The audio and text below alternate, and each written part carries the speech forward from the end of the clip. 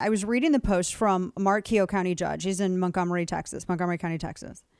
And he had said that when they were dealing with Hurricane Nicholas response, that they had discovered, and that's when he learned that the monoclonal antibodies infusion center, they'd been doing over 2,000 infusions, and that's when they discovered that the administration is now restricting how many doses of Regeneron are sent to Texas and telling Texas to reduce the size of its therapeutic treatments, which risks lives.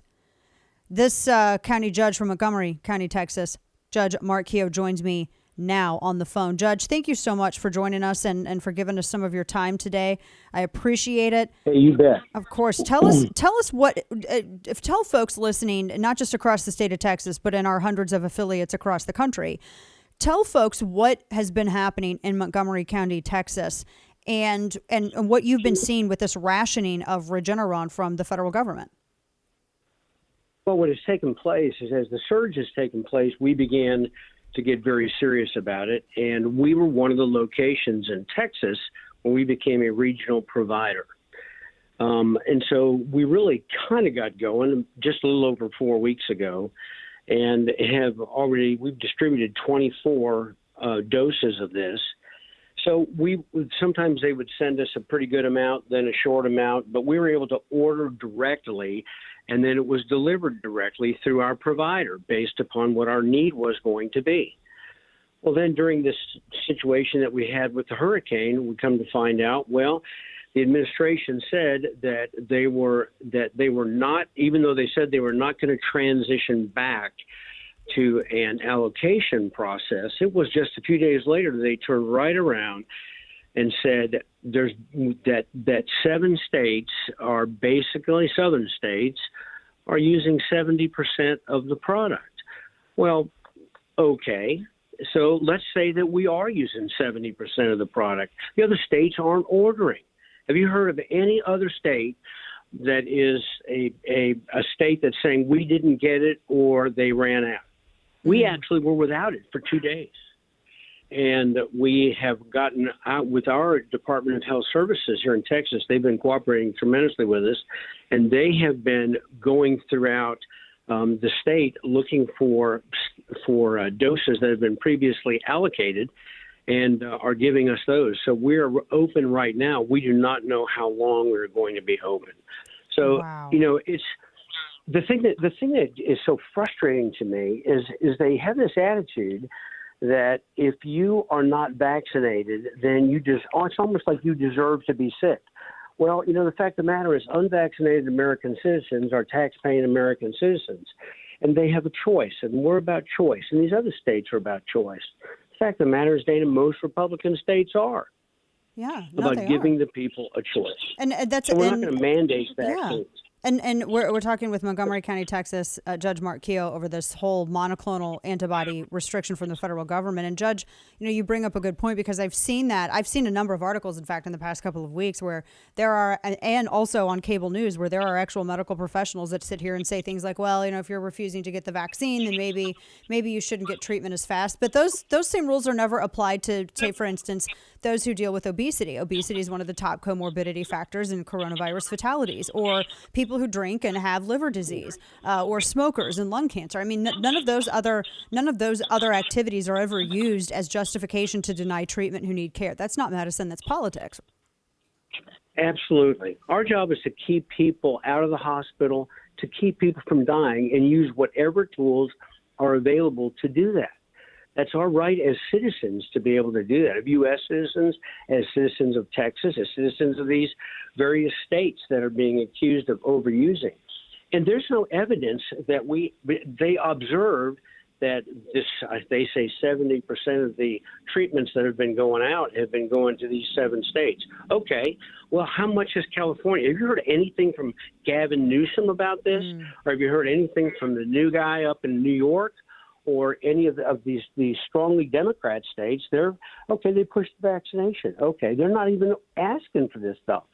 And if they are, I've not heard about it. Wow. So this idea that we're overusing it, we're the ones doing the ordering. Wow. I mean, it is so frustrating. And how many lives do you think are are helped because and it's never been, even though Jen Psaki said what she did in the press conference yesterday, which I think was disinformation for sure. No one's saying that it's a vaccine or an inoculation. It's all about reducing the severity of the symptom, which actually can help because those symptoms can contribute to other additional factors that can then increase the risk of fatality. Judge, how many people would you say that this antibody treatment, the lives that have been saved from the use of this antibody treatment that you've seen in Montgomery County, Texas? Well, I can tell you, we have treated now, with missing a couple of days, 2,400 people since we opened. And 2,400 of these people have not gone into the hospital. 2,400 of these people they're alive. What we've been doing before this is they would come to the hospital, we would observe them, and then send them home and do a wait and see. Well, then if they actually had it and it was getting worse, then they would be shoved into the emergency rooms, and the first thing you know, they're clogging up all of our areas where we would take people who have real need. They're just clogging up the hospitals. We've been able to keep people out of the hospitals as a result of this. Yeah. Because that's a great they come point. to us when they've got it 3 or 4 days, 2 days, as soon as they're diagnosed, come to us and we'll do it. And concerning those who have vaccinations and don't, I can't give you an exact, but as I've talked to our team, probably 30 to 40% of the people that come in are either it's broken through the vaccination they already have and they're getting treated, or in some form or fashion, for whatever reason, they have the vaccination. They've been vaccinated, but they're still getting the treatment. Our own governor had both treatments plus a booster. He got COVID, and you know what? He got treated in 4 days. He tested negative.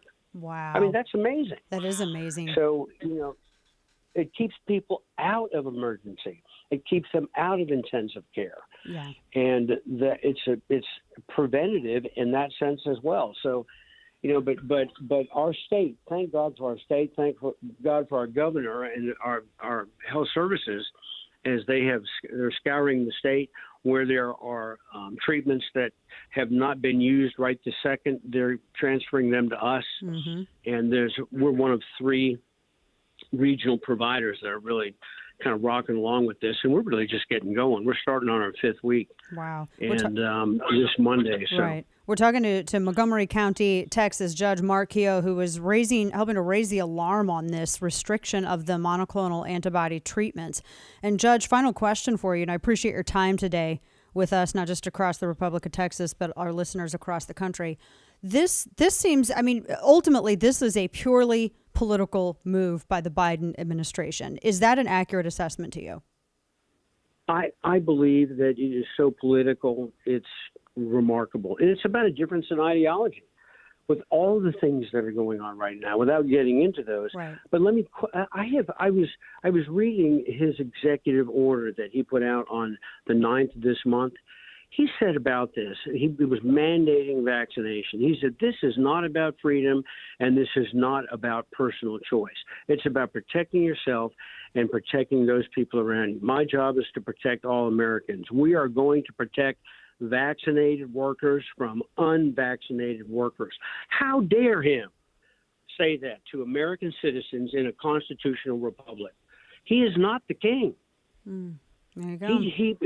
We give these guys the ability to make executive orders, and the first thing you know, they believe they run the universe. And I hate to oversimplify this, but I think much of the whole COVID issue, although it is real, we know that there's sickness associated with it. In our area, 99.5% of the people recover. Yep. And it's been that way since last May. Whether we mask, whether we don't mask, whether we limit gatherings, whether we open 20%, 50%, whether we have essential businesses or non-essential business, that's nonsense. Every time I look at this, every other day I get a report from our health district, 99.5% recovery rate. It's working. We have these therapeutics there.